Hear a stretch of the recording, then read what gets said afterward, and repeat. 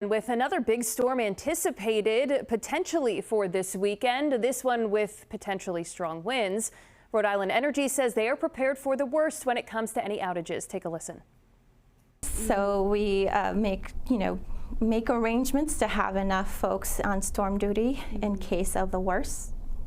If we find on the day of that it's not as bad as we all anticipated it to be, then yeah. We obviously go to Plan B and let folks go on their way. Rhode Island Energy is also reminding people if they see downed power lines or utility lines to call them or 911 and not try to move those yourselves.